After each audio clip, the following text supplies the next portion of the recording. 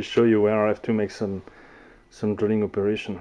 So hopefully I have the shop crane, and I guess that without the shop crane I will not be able to do a third job.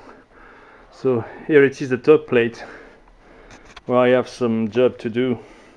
So it's only this one, this one, this one, and this one that need to be drilled and tapped to the Z plate here. So I will do the job now with the magnetic tooling operation, and it will be okay. And you can see here there is a lot of chips. That's where I come from the previous drilling operation. So I will clean this area, and let's go ahead. I will show you the result of the drilling of those operations. So you can see here that the CNC is on the floor, and I put the tooling machine on the top, and I have more space with the cell. And on the back you see the chip and coolant receiver, and the CNC on the chip receiver is too big and reach the cell here, so I was not able to make the drilling operation. And let me put some lights, and also I do not want to disassemble the Z plate with all the screw, and it will be also not very easy to have this plate perfectly vertical. So in this way I will be able to do a more better job.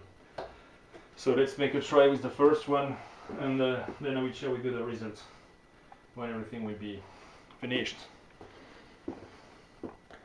So